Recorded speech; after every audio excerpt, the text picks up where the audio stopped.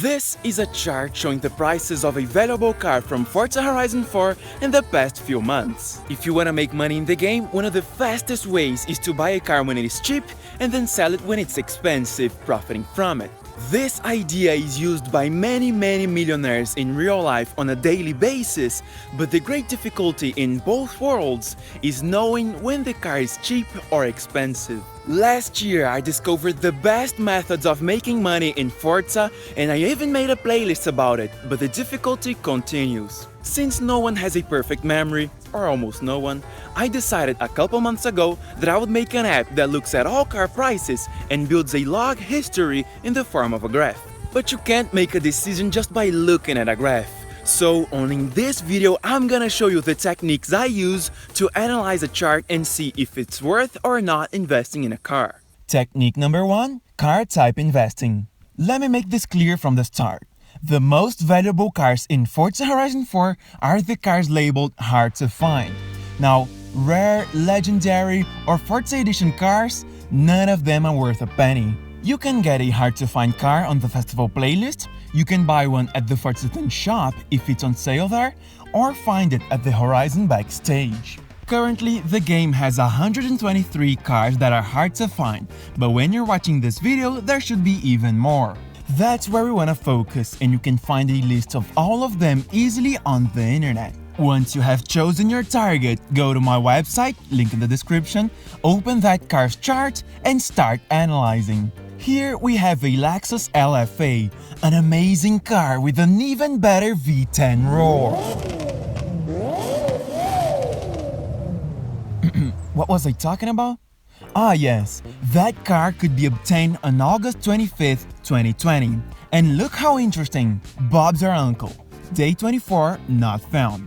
Day 25, 13 million. The 26th, 12 mil. And so on. If you can win the car and sell it between these days, do it, because afterwards we're gonna recover it. Now that you have more than 10 million credits in your wallet, wait for the magic to happen. Over the course of a week, prices tend to drop a lot. In this case, from 13 to 5 million. After just a few more days, the car is already selling for only 2 million credits. This is where we attack and buy a valuable car for only 2 million credits. In this play, we left with the car and another 11 million credits instead of just keeping the car. Not bad, huh?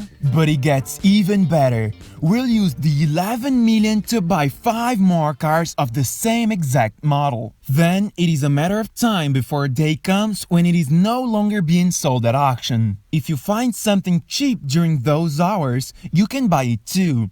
With several hard-to-find cars in the garage, we strike. Now we can sell each of these cars at a time at the auction, asking for anything between 8, 10 and 20 million credits. The idea is that until then, several players were wanting the car, but no one else wanted to sell it. You take the chance and ask for the maximum price you can. Supply and demand, baby. As yours is the only car being sold there will be someone willing to pay up to 20 million credits for the luxury of driving the machine. Selling, in our case, 5 of the 6 Lexus LFA, we leave with 100 million credits and still the original car to ride around. Technique number 2. Surfing the price waves.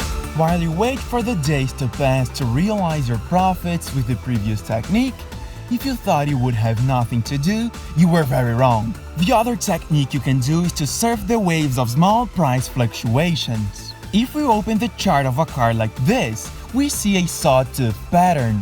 The price goes up and down from one day to the next. In fact, because of the nature of the system that collects prices, we don't see that, but prices fluctuate all the time. With the graphs, you can find a car that has this pattern and see what is the minimum price the car usually has. Then you try to buy several of them by bidding cheap. The problem is that other players try to do the same thing. Therefore, when the time until end of auction decreases, more and more bids are made. That's when a bidding battle begins. There goes Nick making a first move in the car. Steve arrives and makes a higher bid. Nick wouldn't let it lie and makes an even bigger offer. But then Tom enters the battle and makes an absurdly high bid. There's no way to buy the car now, it's not worth it anymore. But look at that! An anonymous player arrived and decided to buy the car out. Good for him who really wanted the car. But for us, there is a price limit that we can pay and still make a profit. Always when doing this technique, look at the maximum prices for which they are selling. Then you set a price between the minimum and the maximum, which will be the highest bid you can make in the car and still come out in profit.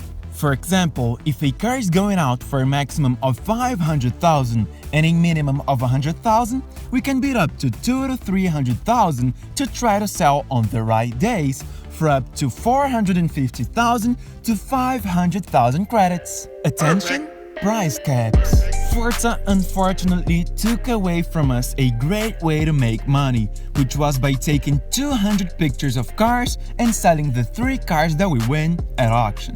A few months ago, this was an easy way to make more than 10 million credits, but overnight, we could only sell for a few million each. I made another short video about it, so until next time, I see you on the website!